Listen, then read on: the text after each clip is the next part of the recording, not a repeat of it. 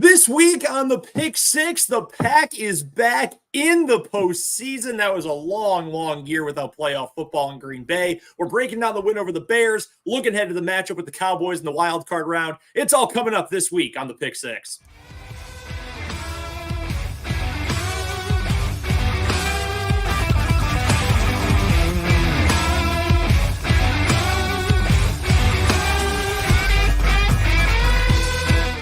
And welcome into the Pick Six. I'm Brendan Dworzinski. That is Jacob Westendorf. We are here to break down the return, the glorious return of the Green Bay Packers to the NFL postseason and a trip to Super Wild Card Weekend coming up on Sunday, mid-afternoon slate. Fox salivating over the ratings for Packers Cowboys that they are going to do coming up on Sunday. It should be a blast. We've obviously got recap of the Bears game to get to, as I mentioned just a moment ago. Low scoring, only 17 points, but by all accounts, complete domination. Your eyeballs told you that. The advanced metrics told you that. Advanced, complete, total, utter domination over the Bears. So we'll break all that down, all the things that really stood out from that matchup. And, of course, just the general excitement to be back in the postseason.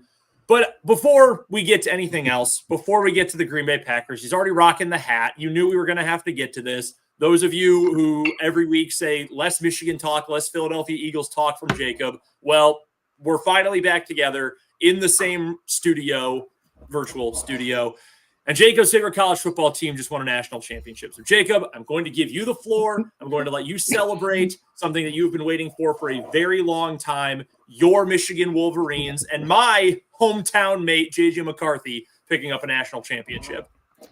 Yeah, so I don't have turnover buffs. So these are my turnover buffs in honor of Mikey Sainristil. But it's a fever dream, man. I was 6 years old in 1997 when they won the Rose Bowl with Charles Woodson and all that stuff. And I can vividly remember a couple years ago, thinking that this would never happen.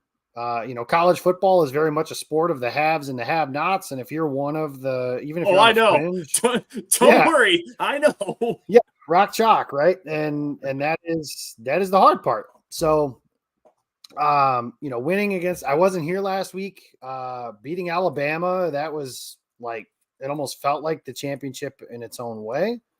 And then last night, having to hear all the stories about how Michael Penix and this entire team was like LSU from 2020 and going to dice Michigan up, and Michigan beat the tar out of them.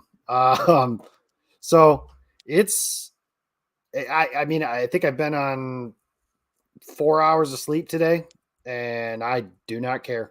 I can die. I'll say this. The happiest day of my sports life is February 6, 2011. That's when the Packers won the Super Bowl in 2011. Last night is second. And, or if you want to combine it with them beating Alabama too, like you can do all that. But JJ, Blake Corum, Roman Wilson, Mikey Sainristil, Will Johnson, like all these guys, legends. And it's the greatest Michigan team that I will ever see. And the greatest Michigan team of all time. Charles Woodson said as much himself, and he was on that 97 team. So you asked the extra point. I may have put this topic in here, but finally. No, you put this in? No. Finally, the answer to that question, and it's accurate, is nobody. The Michigan Wolverines are the champions of the world. And this is Four Roses bourbon in honor of the Rose Bowl. So shout out to my administrator for getting me some of this. He actually bought this for me and gave it to me today. Hey. So I thought it was appropriate timing. So a little celebratory cocktail to appreciate a national championship and putting the Chicago Bears into hibernation. A new man over here to my left, right. I don't even know what side it looks like on the YouTube right now. Drinking during the show, got the shave going on.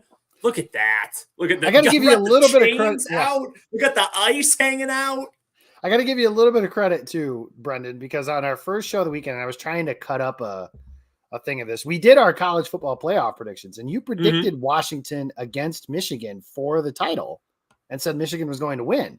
I didn't predict Washington, but I did say we were going to party like it was 1997. So kudos. Michael Penix was a big reason for that. So Washington, I knew, was a big part of your brand all season long. So You drilled the title game, and I am never been more happy to tell you that you were right. Well, I appreciate that. Hey, I will tell you this real quick because we do have a ton of Packers to get to. One quick thought. You and I were joking about this on Twitter last night.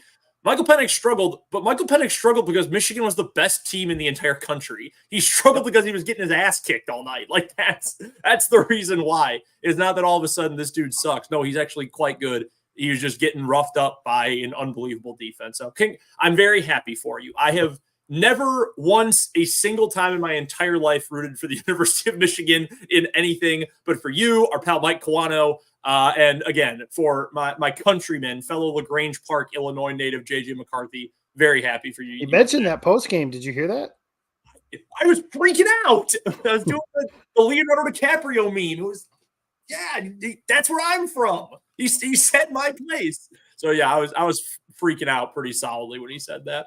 All right, let's get to some professional football, shall we? The Green Bay Packers, yes, Todd Varney. We are getting to the Green Bay Packers. What a win over the Chicago Bears. And you just look at the box score. Let's say you did nothing but caught the 30 seconds of highlights on Football Night in America on NBC, and you just looked at the final score and you said, man, it's not a great game for the Packers. They won. That's what counts. Then maybe you dive into the box score and you say, hey, Love had a pretty good day. Those young receivers had a good day. They just couldn't score for whatever reason. That was an ass kicking. The Packers were the better team the entirety of that game. And even, thankfully with the benefit of hindsight, that first missed field goal, the Bears make theirs, Carlson misses his.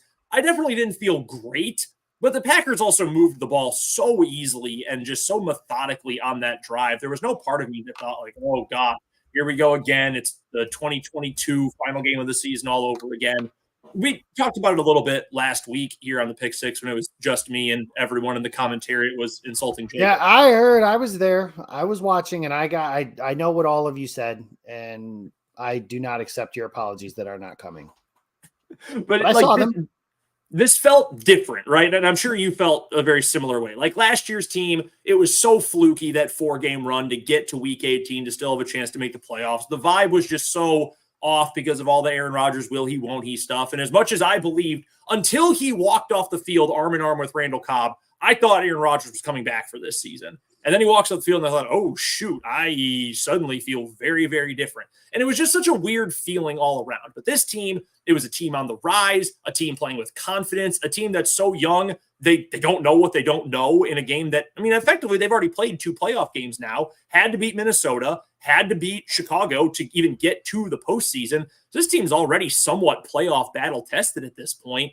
And it was just such a solid effort. And there were problems with the defense, not as glaring as we had seen for much of this season. The Bears were also incompetent. That evens things out a bit. But the offense was humming all game long. I thought Love was great. The young wide receivers just continue to get better and better every single game. I was thoroughly impressed. And I would love to give more critical analysis of that or than that. But, realistically, you go back, you watch the entire 60 minutes of the game, there was very little time, even when things got tense, even after the Love fumble, when you thought, oh God, like Chicago's really got a chance in this one. And part of that, again, is their own incompetence.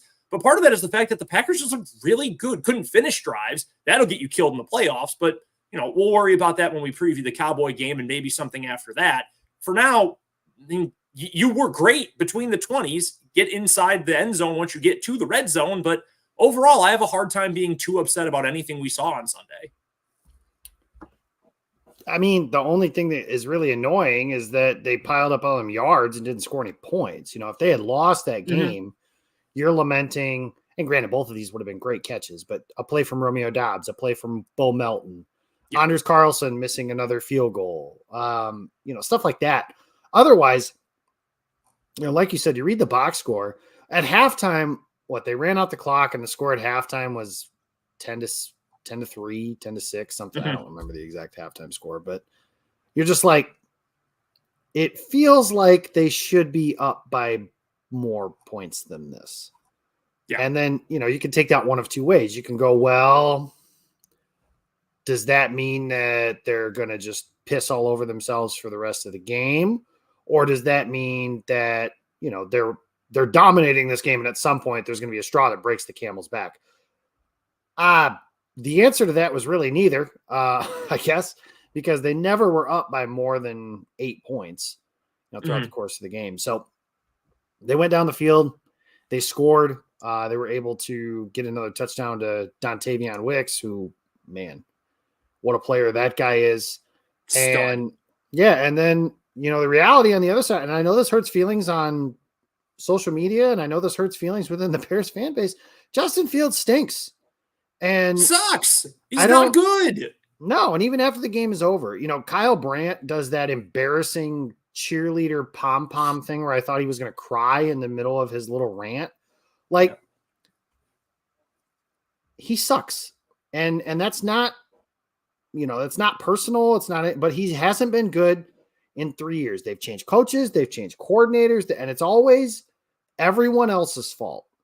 And it's never Justin Fields' fault. Well, he took 5 more sacks on Sunday. He had an average time to throw of like 3.25 seconds, which is above the league average, by the way. So it's not like way above. Right.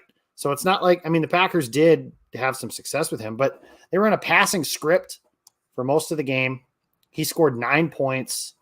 A touchdown pass that he could have thrown would have been wiped off the board anyways because of a holding penalty, but a play that should have been a touchdown almost turned into an interception because of a crappy Fields throw. He's a fun highlight tape to watch because, when Justin Fields does something good, it's fun. Those plays are way too few and far between.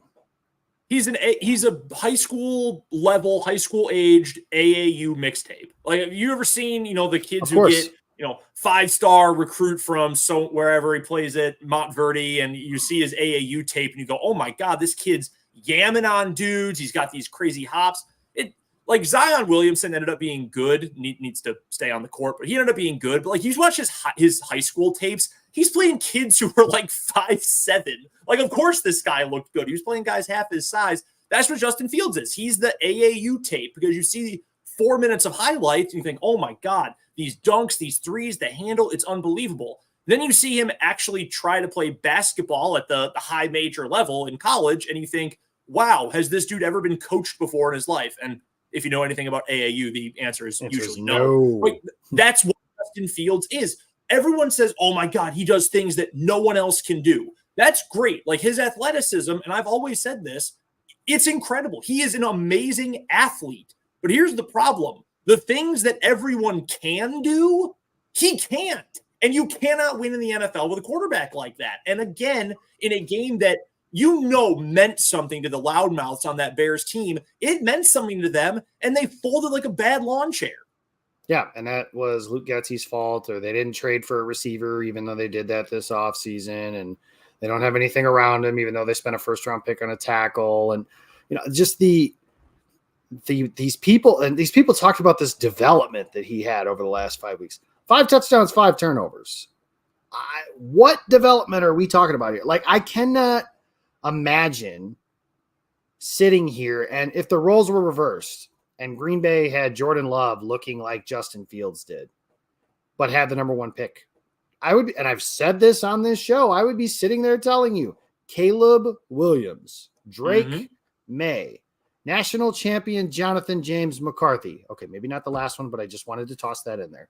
But those first 2 would be the guys I'd be saying need to be Green Bay's quarterback. Chicago fans, there are people in my hometown saying, if Justin Fields is not in Chicago next season, I will not be a Bears fan. You mean to tell me you've been a Bears fan for more than 30 years and Justin Fields is where you draw the line? This team let Walter Payton retire without getting him a touchdown in the Super Bowl. That to me would be something that, it's weird. Who cares? We won the Super Bowl. But like, if you want to talk about something like that, that would be something on there. Brian Urlacher almost went and played for another team. They cut Lance Briggs. Like, they cut Charles Tillman. There are fired a coach after a 10-6 season who took you to the only Super Bowl in your modern era, by the way. There are way more offenses that are greater than letting a crappy quarterback go somewhere else and they're lucky. I'll say this. The Bears are very fortunate that they made that trade with Carolina, because can you imagine if they passed on CJ Stroud and Carolina had a good season, or they didn't make that move at all, and if Carolina had a good season, and now you're talking about how, Well, now you passed on Stroud and you can't get Williams or Drake May, so you're stuck with this guy. And listening to that, it's hilarious how like people are convinced Justin Fields is Patrick Mahomes and the Bears ruined everything about this guy. Chicago didn't do a good job with him, no question about that. But this guy is not very good, and sometimes that happens, and it is what it is. But that's why you have no fear of this Chicago team in any game of significance. I think he's now 0-6 against Green Bay in his career. And like you said, it meant something because Bear fans were reveling in, oh, we can knock you out of the playoffs. Mm-hmm. We can end your season. We're going to end your season. And I promise you, if they had won that game, the conversation would have been about a changing of the guard within the NFC North, because yes, Jordan Love did some really nice things, but you know what happened? The Bears won 5 of their last 7 games and knocked the Packers out of the playoffs. Yep. And we've got our guy, and now we're going to go get Marvin Harrison Jr. and the best available pass rusher, and away we go. Nope. Now you're going to get a quarterback and hope Justin Fields can net you a second-round pick. And to be honest with you, if everybody's saying like they should keep Justin Fields, I hope they do, because if they do, I don't care how many draft picks and all that stuff you got. You're going to pay him $1 gazillion next offseason, and he stinks. You're going to pay a more athletic version of a guy who's less productive than Daniel Jones. Let me know how that's working for the Giants. I know you mentioned it just because it's kind of been the talk, and I know I've heard this from even some Bears fans who want to move on from Justin Fields. And I think it's easy to say, well, so-and-so fans say this, so-and-so fans say this. As we have brought up multiple times over the course of this season, being from Rockford and the Chicago suburbs, respectively, I feel like we can say that because we do know a lot of Bears fans. I hear so much like, okay, well, go get a second for Fields, then we can do something like that. What makes you think Justin Fields is worth a second-round pick? Justin Fields is a bottom 10 quarterback in the NFL who's about to hit year 4, and he's never shown any sort of improvement as a passer. Why is that worth a second-round pick? Like that's the situation that team is in. And I don't want to spend the whole show just talking about how bad they are, because they are bad. And that's part of the reason the Packers won, and won so convincingly, even despite the low score, is because the Bears have been pathetic, and they love to talk and talk and talk. Jaquan Brisker and whatever that defensive tackle's name was, love to talk and talk and talk and talk about how bad Green Bay is. No one cares. There's nothing to do. Who cares, man? You suck. Like, you got your ass kicked. Again, it's been half a decade, and you have no idea what it is like to win in this rivalry game. And it's a rivalry still because people care, players care, fans care. That's what makes it still a rivalry. But it's not competitive. It's not a competitive rivalry or anything like that. And talk. That's all you can do, is just keep talking about how the wide receivers aren't any good. They're nobodies, even though they cooked you repeatedly in this game. You can say whatever you want about Jordan Love. He's got more 300-yard games in the last 3 months than Justin Fields has in 3 years, guys. That's for Jordan Love, way too low of a bar. That's not the kind of thing we should be measuring him against. It's funny. I brought that up on Twitter. It's funny to say that, but the standard for Jordan Love and what the expectations are for his career are, he's going to take you to a Super Bowl. And when it comes to Packers quarterbacks, frankly, he's going to win a couple of MVPs, because that's what the standard has been for 30 plus years at this point. For the Bears, it's, well, maybe we have a guy that if we put as much talent as we can possibly muster, like NFL records amount of talent around him, as a head coach, an offensive coordinator, position coaches, wide receiver talent, tight end talent, offensive line talent, then we're going to figure it out. Like, okay, good luck. I'm with you. I hope they keep him. I hope they keep him for year 4. I hope they pick up his 5th-year option. I hope they give him Lamar Jackson money on a contract, because if you want to settle for mediocrity, go for it. Thankfully, the team that we podcast about, that we talk about, that we're fans of, that you cover professionally, has an actual quarterback who can actually make throws and anticipate things and know when to get the ball out and can run a more complex offense, and has actually developed over the course of his career. And in one season as a starter has actually developed and gone from, hey, there's a little promise here, but clearly some kinks to work out, to, man, this is getting ugly. And I think we, as a show, midway through the season, when the Packers were struggling, when the team was 2-5 and Love was looking off, just to be blunt. I mean, nothing was really clicking. We were, I think, fairly both in the camp that if this is the way the season ends, then you cannot rely on him to be the guy. And then Thanksgiving rolls around, or the week or two before Thanksgiving, and all of a sudden, Jordan Love played not like a top 10, not like a top 5. He played like a top 3 quarterback in the NFL, if you want to include full body of work from the middle of the season, week 9, until the end of the year. That's quarterback development. That's improvement. And the fact that he has been able to do it in a sustained manner, and the fact that you don't have to be, JT O'Sullivan, who I really like his work. I enjoy it. I watch all of his Jordan Love breakdowns, as many others as I can. I think he's very informative guy who used to play the game. There are other people out there, maybe they played, maybe they didn't, who I think have shown, hey, some of the things that Jordan Love is doing, these are repeatable. The anticipation, the improvement in accuracy, the arm strength, these are things that are repeatable, that are sustainable. You don't even need to have an eye that's that well trained to be able to watch a game, to be able to watch, 8 to 12 possessions in a given game and see number 10 in green and gold and say, that dude's got it. And there are a number of throws every single game where you say, that dude has it. He's got what it takes to be a franchise quarterback. And I don't know that he's ever going to be, as good as Aaron Rodgers. The odds are, Jacob, he is never going to be that good because Rodgers is one of the most gifted quarterbacks to ever play the sport in over 150 years of the sport existing. That's a hard standard to live up to. It's amazing that Rodgers was able to surpass Brett Favre, who's one of the very best to ever play the game. Hopefully Jordan Love's not as weird as either of those two either. But he has shown that he's got the ability to be a franchise quarterback, that he has that in him. And how many plays do you want to point to? The off-schedule throws, the throws that were in rhythm, that were on schedule. The one, I know Ross Uglum tweeted video of it from the coach's film of the third down game-clinching throw to Tucker Kraft with Love rolling out to the right, throwing a little sidearm off balance. Kraft, who, by the way, great job by Tucker Kraft working back to his quarterback, comes across the middle, hauls it in, picks up the first down.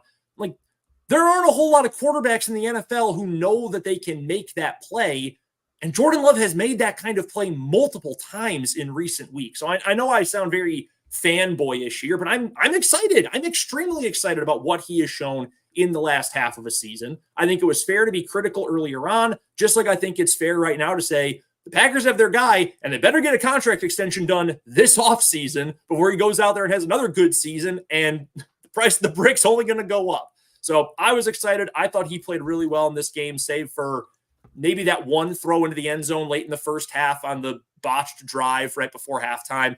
Could have been intercepted. I don't remember who the receiver was. Was it Heath? Was it Wicks? Yeah, who had to kind of play defense on it. But other than that, he was great. He was spectacular. And win or lose against the Cowboys, and I don't want to sound too moral victory-y here, but win or lose, I mean, this has been a successful season because we have seen that 10's got what it takes to lead this team into the future. Yeah, if you wanted to go back, and we could, if you wanted to go back to one of the first episodes we did this season where Brendan predicted that Michigan would beat Washington in the national championship game, which they then would do, we also said that Jordan Love is the basis of whether this season is successful or not. And that might mean that they go 6-11 because everybody points out, Rodgers went 6-10 in this first season as a starter. Yes, I know.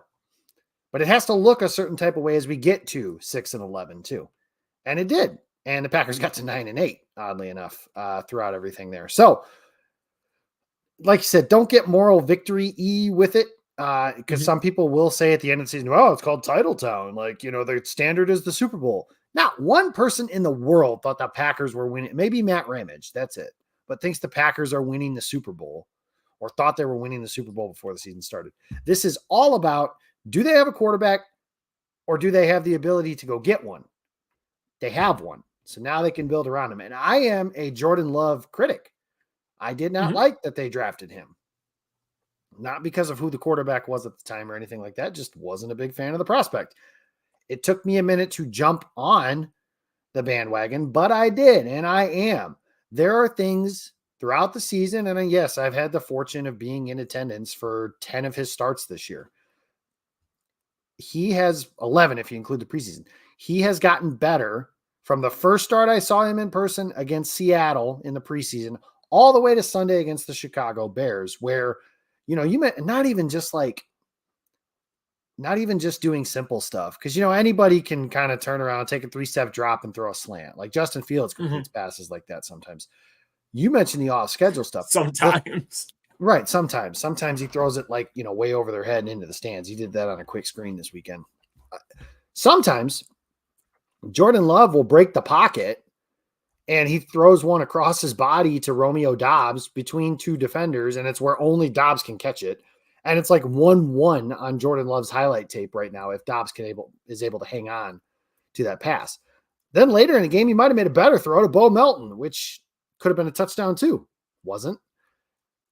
Then you talk about the game clincher. And I remember the last series of the game, they were backed up.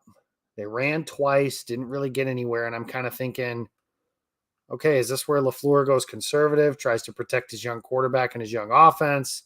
Because some coaches would and say, you know what? The defense has only given up 9 points. They've really limited. Let's just let the defense win the game. And LaFleur stayed aggressive.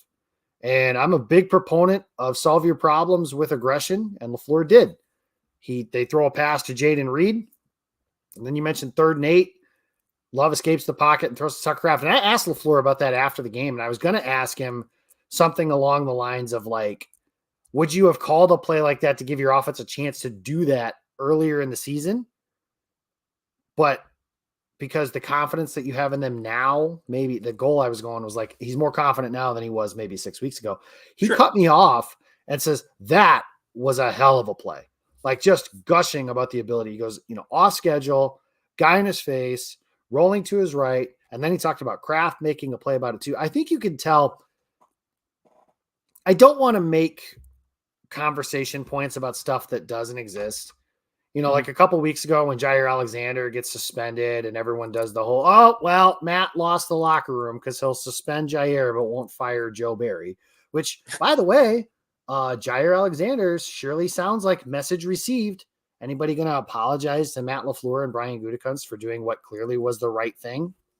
Probably not, because you can just fire your tweets off on the internet and nobody has to apologize when they say something stupid. However, I think you can tell by listening to LaFleur talk and just interact with people and everything this year, there is a weight lifted off of their shoulders.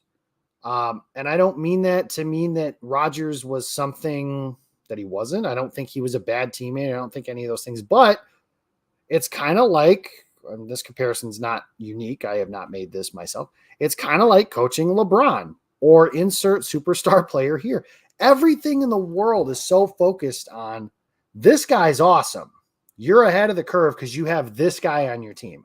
What is wrong with everything else? There are people in Kansas City, stupid people, but people in Kansas City, I promise, Brendan, you've taken a call or two like this. I can't confirm that, but I'm pretty sure of it, that want Andy Reid fired. Andy Reid, a Hall of Famer. They want him fired. Not recently, one of my closest friends, who's a huge Chiefs fan for years, pre-Mahomes, okay, so I'm going to take you back pre-Patrick Mahomes, was 1,000,000% on the keep Alex Smith over Andy Reid train. And I love my guy to death, but he was like, keep Alex Smith, dump Andy Reid. Like that's fans sometimes, right? And that is how fandom works, and I understand that, but it is difference with this team. And I think you can just tell that, I mean, something as simple as they don't have to worry about what weirdo thing is he going to say on the Frat Boy Punters show every Tuesday, or is he going to call us out in the media? And basically nobody pushes back on it when that happens because he's Aaron Rodgers. Like, just how it works.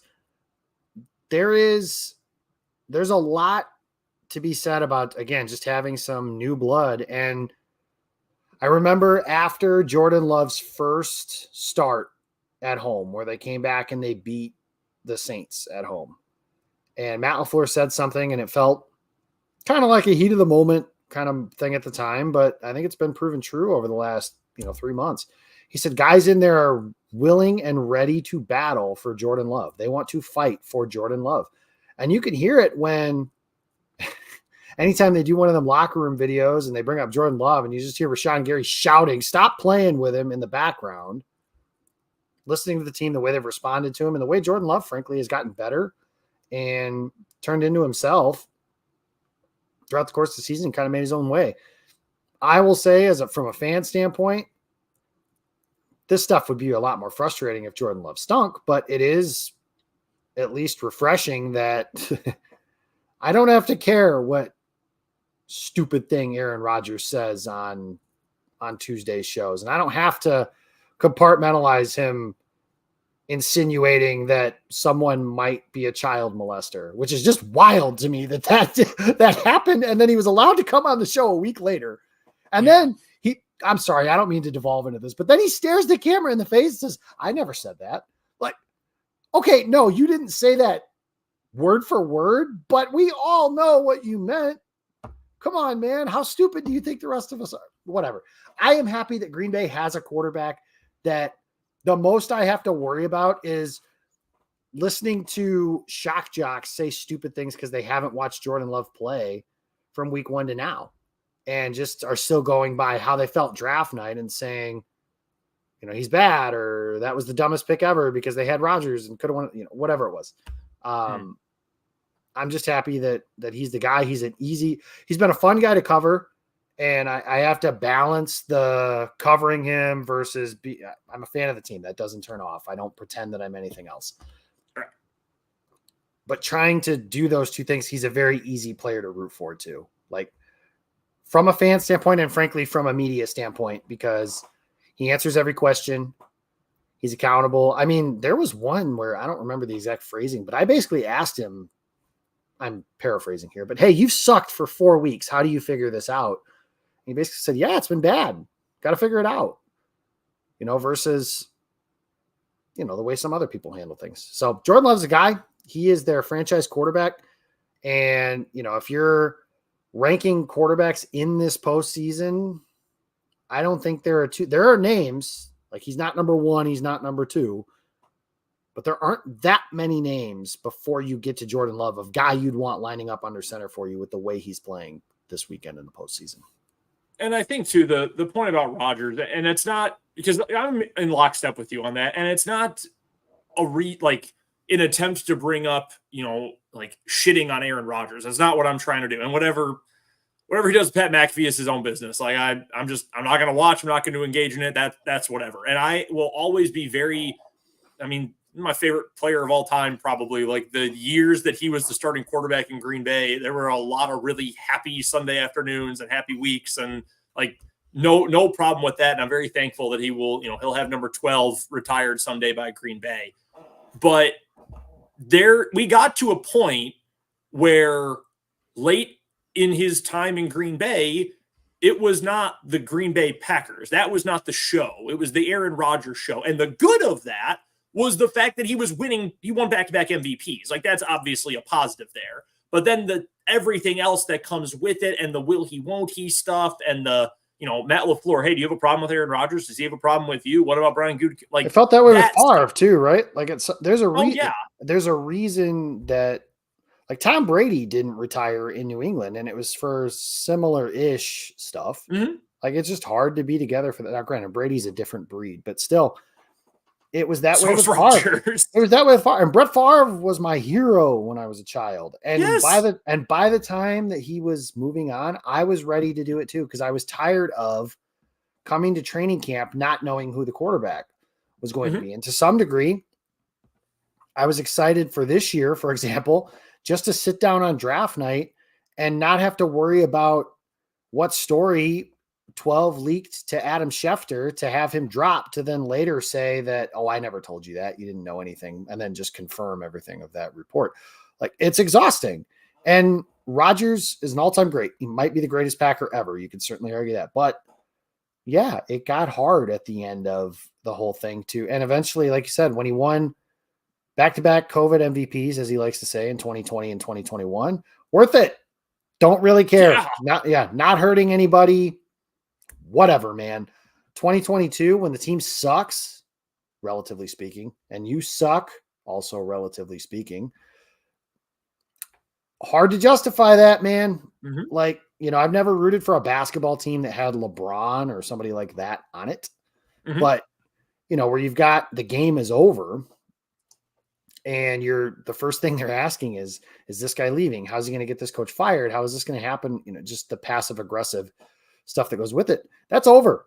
And I'm happy. And I hope that 15 years from now, when the Packers are trading Jordan Love to the Jets, that he's not a complete weirdo whack job like the previous two quarterbacks have become in their own different ways. Yeah, I'm right there with you.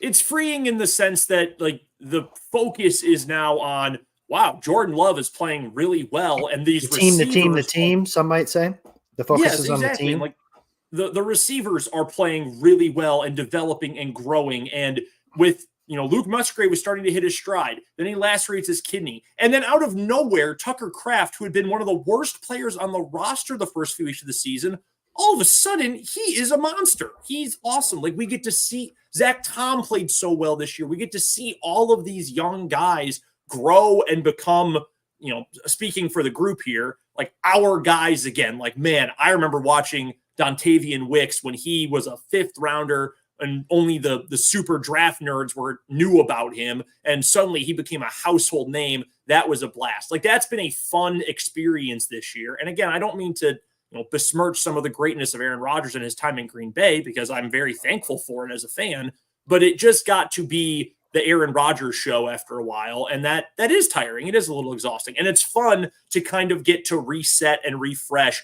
and find new favorites and get into a new era. I mean, it is like a show to a degree. Like, okay, I'm kind of over these stars. Like, let's see someone new. And it's been cool to see these guys actually pan out. And amazing that a franchise that has been steady and successful for decades and decades and decades now is still stable and steady and successful, running its system and doing what it does. And it's frustrating. I get it. The Ted Thompson era, I get that it was frustrating to bring in very few free agents, especially as he got up there in years and the team remained fairly stagnant and was so strict about draft and develop, draft and develop, draft and develop. I understand that. But what Green Bay has done with quarterbacks, with drafting, generally speaking, with personnel, pro personnel, generally speaking, it works. And it brings us to this point where those of us who lived through Favre to Rodgers, now have lived through Rodgers to Love, have gotten to enjoy a lot of good football, a lot of winning football, and a lot of players that are fun to root for. You mentioned Jordan Love being an easy guy to root for and to cover. A lot of these guys are. Dontavian Wicks' story, man, I was nearly crying when I read the story. Aaron Jones, man. That's Aaron Jones, yes. Aaron Jones is like special. Like, yes. even the guys that every beat has these guys, right? The guys that are like, I'm not a fan. I don't care about anything. I just root for, whatever. I have no vested interest or whatever. Oh, yeah. Even guys that try and play the I'm a real journalist card have said they root for Aaron Jones. And that's the other thing that I do want to talk about when it comes to this is you talked about the stability of the organization and the quarterback position specifically. It's not luck. Like, for everybody to just say they lucked into 3 franchise, the Brett Favre trade, you want to call that lucky? That's fine. You want to call it lucky that Aaron Rodgers dropped to 24? Okay. The way the Packers have done it, and look at the way that all of them play, like all the things they do. I'm not good at it, but if somebody could make a video, you could put a throw where like there's 3 silhouettes of Favre, Rodgers, and Love, and you could probably see them doing a throw where they're all doing the same thing. Mm-hmm. They draft the guy, and granted, do I necessarily agree with drafting a player like Jordan Love and then sitting him for 3 years? No, because of the way the new collective bargaining agreement and everything works. Yeah. But like drafting a guy and having him sit for a year or 2, I don't think that's the worst thing in the world. Especially because look at it, for example, my best friend in the world told me this the other day. Imagine being the New England Patriots and having to start Bailey Zappi. Imagine being the Pittsburgh Steelers and having to start Mason Rudolph in a playoff game this weekend. Like, the Packers are starting a guy that they drafted and developed. It's not lucky. So for everybody that comes and tells me that I'm spoiled, and like, yes, I am. But you know why I'm spoiled? Not for the reason that you think I am. I'm spoiled because the team that I root for values that position so much that they will develop a player and sit him behind their best player and now watch what he's become. And eventually, maybe it'll come to a point where they draft that guy, they develop him, and maybe this even happens with Jordan Love, and he's not all that. But I want everyone to remember that when they spew the nonsense of, oh man, if the Packers just had one owner, that would solve all their problems. No, actually, that would create a hell of a lot more problems than what they would solve. Go ask the Carolina Panthers. Go ask if their one owner is fixing their problems. Their one owner made them pick Bryce Young. Statistically, the worst rookie quarterback in God knows how long. Like, Jerry Jones, think about Jerry Jones was this close to picking Johnny Manziel instead of Zach Martin. Can you imagine? And like to Bob, and this goes back to Bob Harlan. To Bob, I like Harlan's to imagine it. It's a very fun thing to imagine. It would have been hilarious. But you go back to like Bob Harlan telling Ted Thompson. Ted says he's going to take Aaron Rodgers, and Bob says, "You're in charge." Should be that simple. He's a football guy. That's what he's here for. Mm-hmm. You hired Brian Gutekunst to be the general manager. Let him do it. Maybe he'll sink. He hasn't. Or maybe he'll swim. And the Packers are swimming right now because of Jordan Love. And again, because of the development they have at the quarterback position. And they've done it incredibly well. You know, something, for example, this is going to happen again to Chicago too. Watch. They drafted Justin Fields. They fired Matt Nagy. 2 seasons, 2 systems. They're going to draft Caleb Williams. They're going to fire Matt Eberflus. 2 seasons, 2 systems. They hired Matt LaFleur. They drafted Jordan Love. Mike McCarthy, I think, Mike Sherman was here. So I guess a little bit different for that. But it was only 1 year, though, because it was, McCarthy was hired in, I believe, 06, if I'm not mistaken. Yeah, the year after. 05. Yeah. So that's not quite the way that, that doesn't work on the timeline point I'm trying to make here. Mark Eckel's favorite, Mike Sherman. But the way it's going to happen again, Green Bay hired the coach, and then they got their quarterback, and then they're better at it than everyone else. And you can tell me the only 2 Super Bowls thing or whatever. I don't care. If Jordan Love only wins 1 Super Bowl, Tom Brady has ruined the way you guys look at everything. But the Packers, Preston Smith said it well a couple years ago after they beat the Cardinals. Maybe we're just fucking better. Mm-hmm. No, it's true. By the way, and I know this has been shared by many Packers fans before because we do have some other stuff to get to here. Anyone who wants to bring up he only won 2 Super Bowls in 30 years with Rodgers and Favre. How many Super Bowls has your team won, pal? How many? Because very few teams, have the right to make jokes about that. Because how many Super Bowls have you won? And it's always, you always choke in January, choke before you get to February. Okay, well, still more Super Bowls than many teams have won ever. And secondly, there's more to a season as a fan than that, right? Like rings culture is so poisonous and it comes mostly from the NBA, but it has infiltrated all fandom at this point. Like September through December is really fun. Like there's meaning behind that. And that just drives me insane. Like, don't tell me that I can't be happy because my team was really good and lost in a 1-game sample in a postseason. But that's a story for another day, maybe a story for the offseason. Before we get to the Cowboy game, I do want to touch on a couple other players real quick. Give me a boy, he did it, player of the week. Give me someone other than Jay Love who really impressed you against the Bears. Aaron Jones, 3 weeks in a row. He's the best. Over 100 yards rushing. And I was starting to kind of silently wonder if he was reaching the end of the road here because of the injuries and not as explosive maybe, but that was the number 1 run defense in the world that he faced on Sunday, and he chewed him up and spit him out. And they're giving him a full workload. They're out of the whole saving him. This is why they do the things that they do. I get why it's frustrating, like in season, but this is why. Now they saved him for the postseason. He's ready to roll, and he is returning to the scene of the crime where maybe the greatest game of his career happened in Dallas, Texas Stadium. That's not what they call it anymore, but that's what it is for me forever and ever. They're not paying you to call it something else. Nah, they're not. You're right. So over 100 yards rushing, I think he's got to have a big game this week for Green Bay to win. But for a guy too, like in the biggest games, hasn't always played his best. Did play his best on Sunday. He's 29 years old. He's a running back, and I'm told running backs don't matter, and he's still their best player. That is such an accomplishment and such a testament to him, the player, the person, the leader, the work ethic type of person that he is.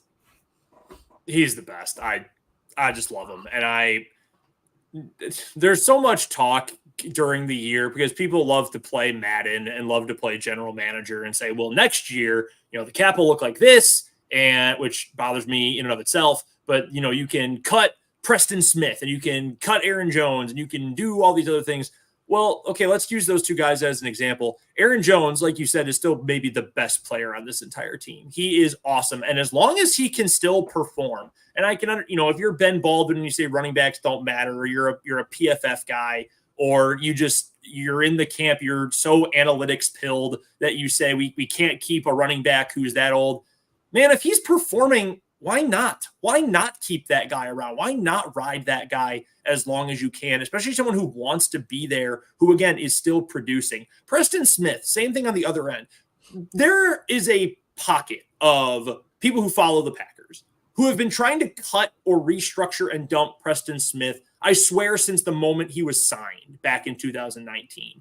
He's good. He's not Max Crosby. He's not a Bosa brother. He was the other Smith. That was the thing. He was the other one. Right. Z was the more impactful player the minute he came here, and the louder voice in the locker room and all that stuff. But Preston has been rock solid and durable. This is the problem. I call it salary cap culture, where everybody looks at him as a dollar figure, and it's just like there's so much more that goes. It's the same with Aaron Jones. There's so much more that goes into. We'll just cut him and replace him. There are things that you guys do not know about the dynamics of the team and how hard some of that stuff is to replace. And Preston Smith has been really, especially down the stretch here, really good. And ideally, in a perfect world, you're hoping that in 2024, 2025, that Preston is your third edge rusher behind Rashawn Gary and Lucas Van Ness. But still, take it all day long, all the way to the bank. Yes. You need third edge rushers, guys. Like you need more than that.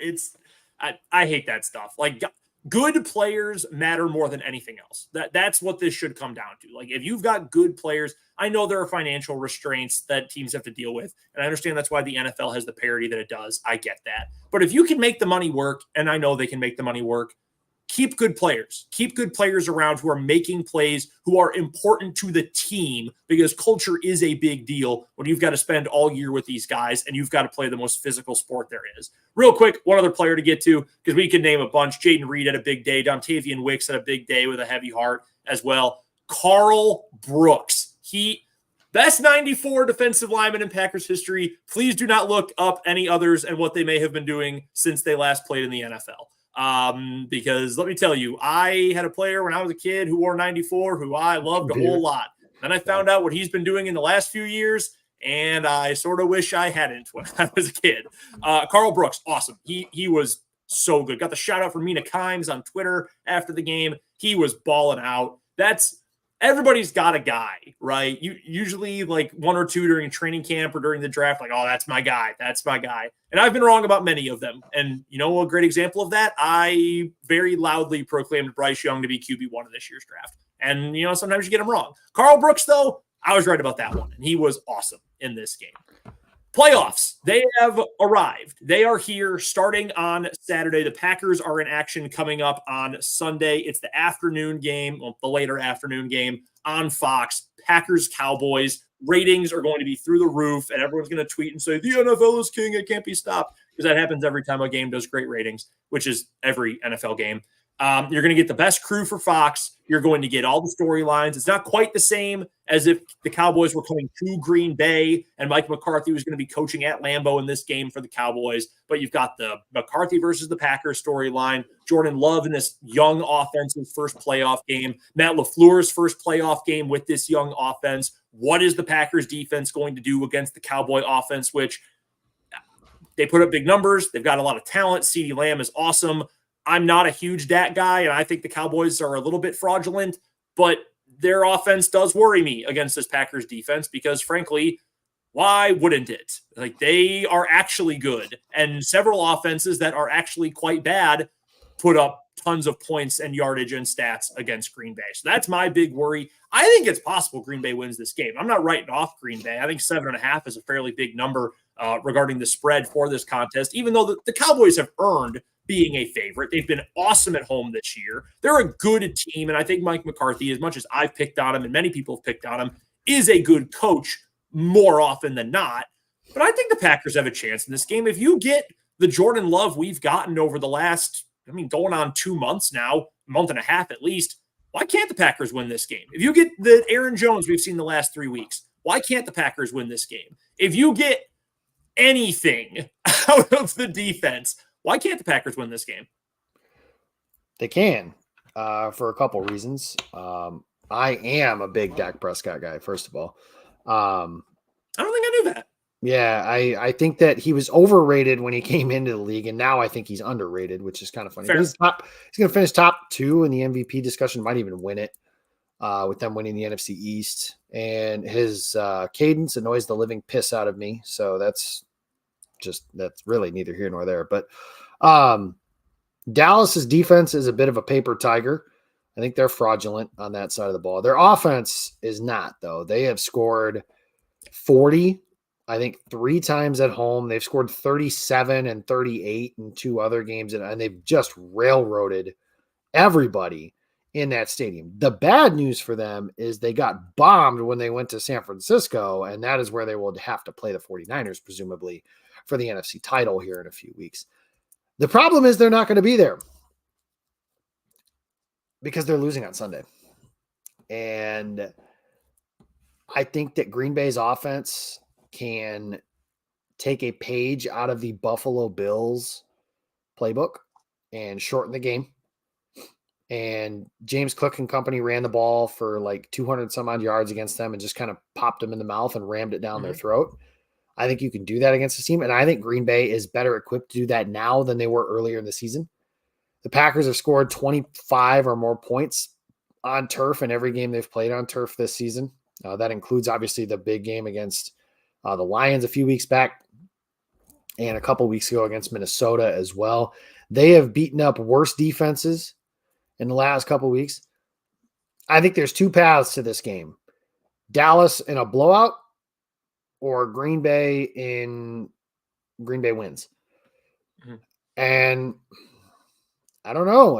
I feel like Green Bay is going to win, and the welcome to the real NFL moment is going to be in a week against San Francisco. But again, how many times have we seen Dallas blow a game like this to a lesser opponent? I think that's certainly possible. And yeah, it's going to be frustrating at times. Dak Prescott's probably going to throw for 300 plus. Just how it is. Even with Jair Alexander, Green Bay doesn't have a guy to match up with CeeDee Lamb from start to finish. They just don't. And a lot of teams don't. Detroit's got a really good defense, a pretty good defense. And CeeDee Lamb lit them up like a Christmas tree. Like, that's just how that team operates. They're very explosive. They've got guys. Brandon Cooks, good. Turpin, nice little gadget player that they got there. Jake Ferguson, every Wisconsin Badger fan loves to remind you that he went to Wisconsin and is Barry Alvarez's grandson, but he's actually a pretty good tight end too. Yeah. Tony Pollard in the run game. The key here is going to be Green Bay's front 7. Can they get pressure against Dallas? Because Dak, as good as he is, and he is good, led the league in touchdown passes this year. He can also be prone to throwing picks. He led the league in interceptions a year ago. So if you move him off a spot, make him panic a little, catch the ones he throws to you. They're going to have to. Green Bay does not take the ball away. Amazingly, did not have a takeaway against Justin Fields on Sunday, just for example. But I like Green Bay. I don't even think they can win. I think they will win. And I think Green Bay wins 38-35. And we're talking, and I think we're talking about Jordan Love arriving on the national stage, all that good stuff. It's the Cardinals and Packers game from 2009, a year earlier, and Green Bay wins it just a year earlier. I'm taking the Cowboys here, and part of it, I think I'm making the smart pick here. Part of that is definitely like a deep-seated emotional hedge, just trying to say, well, I'm either going to be right or I'm going to be pleasantly surprised. It's the beauty of always being pessimistic. I have too many concerns about what this defense is going to be able to do against that offense. I think Mike McCarthy is going to have a strong offensive game plan for this game. Prescott is good. He's definitely a good quarterback. I don't know that I would personally call him a great quarterback, but he is very good, puts up a lot of numbers, and he's smart because he knows get the ball to 88. Get the ball to CeeDee Lamb. He's going to make something happen. And Brandon Cooks has played way better in the second half of the year because he had a really slow start to the season, but he's been really good over the last handful of weeks. They can move the ball quite well. Now, their running game isn't especially great. Tony Pollard's production has fallen off a cliff this year relative to last, so they are not super strong there. I think the Packers can put up points on the Cowboy defense. I do. I think Jordan Love is going to have a solid game. He's played well against good defenses before, good pass defenses before. Cowboys are going to be not 100% fully there, but it sounds like Stephon Gilmore is good to go. That's what he said this weekend anyway, after he had to leave the game against Washington for Dallas. So the Cowboys are going to be close-ish to full strength, and they've got a great presence up front. They've got maybe the best defensive player going today in Micah Parsons, one of the 2 or 3 best at the very least. I think Green Bay can still put up points. And I'm not super famous last words, I guess. I'm not super concerned about being able to put up points in this game. I do think it would be nice to have an A.J. Dillon in this contest. I don't know if he will be able to go. I don't know. And if Aaron Jones can handle a full load for a game, great. And that wins by you makes me think that that's a fairly negative thing to think. I just know that the Cowboys have a hard time against the run. And being able to move the ball on the ground in a couple of different ways, what Aaron Jones can do, which is, well, everything. And then A.J. Dillon grinds you down a little bit, that more powerful downhill running style. I think that would be nice to have in this game. If you can't, well, Aaron Jones has been pretty good against the Cowboys and their porous run defenses in the past. So I'm not too worried. That feels like a little bit more of a luxury. We've got Jay Lee here in the YouTube comments. We'll see if Aaron Jones destroys the Cowboys like the last 3 times they faced off. I hope that's the case. I would love it if this was just an Aaron Jones game where he just ran the ball right down the Cowboys' gullet all game long, had 4 touchdowns, and that's how the Packers won. I think Love's going to be able to throw a little bit on him. I'm not nearly as concerned about the offense, even facing that front 4 from Dallas and Micah Parsons in particular. I just don't trust this defense, man. And I know that sounds almost like Parsons. Well, yeah, I mean, he's a superstar. It's not going to be easy. I will say that for sure. But the biggest worry for me is who is going to make a stop, because CeeDee Lamb is playing great football. Just mentioned Brandon Cooks. He's playing well. You mentioned Jake Ferguson. He's been playing great football back half of the year. Prescott is able to get the ball to his guys reliably. He is accurate, even if he's got a propensity for throwing interceptions and turning the ball over. I just don't know, and I don't have faith that this Packers team can get enough stops and put its offense in enough good positions to end up winning this game. I think it's going to be competitive. I think Green Bay's got a very good chance. I do not say this because I think the Packers are going to get run out of the building. I really don't believe that. And maybe this is just me subconsciously hedging emotionally. But I'm going to take Dallas 35-28. I'm with you. I think it's going to be a high-scoring game. I think the Packers are going to be able to move the ball. They've moved it really well weeks after weeks after weeks, save for 1 or 2 games mixed in there in the last 2 months. I don't trust it. I'm worried that Joe Barry's final salvo as defensive coordinator for the Packers might be really ugly against this Cowboys offense. And maybe it's not the end for Joe Barry. It's hard to say at this point. I thought for sure he was coming back. Then I thought for sure he was gone. Now they're in the playoffs, and I have no idea. I will make this proclamation. This isn't like rock solid source, but it's not pulled out of my ass, if that makes any sense. Joe Barry's only coming back if the Packers win the Super Bowl, or playing a conference championship game and lose 20-17, and the offense just stinks up the place and farts on itself for 4 quarters or something. I don't know. And the reason why he needs to go is I'm worried exactly what we're going to see in this Cowboy game. If they play for the conference championship game, I don't care. Well, yeah, that's true too. I'm hopeful for this game. I think it'll be the Cowboys. They are a good team. They are incredible at home, but I'm hopeful. I'm optimistic, and hopefully we will be joining you next week, not to just recap the season and put a bow on things, but to talk about a trip to the divisional round of the NFL playoffs. Go check out all of Jacob's great work. You can find him on Twitter at Jacob Westendorf, Packers Central, part of the SI Fan Nation vertical. All his great work. I'm on the radio in Topeka, Kansas. I'll talk Packers as much as I can. You know that. Find me on Twitter at Brendan DZW. It's there on your screen for you. We appreciate you guys for hanging out with us this week. Enjoy Packers versus Cowboys. Have fun celebrating that Bears win for as long as you can up until Sunday's game. The Freezer's coming up next on the Game on Wisconsin Network. Until next week, for Jacob Westendorf, I'm Brendan Brzezinski. This has been the Pick 6 right here on the Game on Wisconsin Network. See you next week.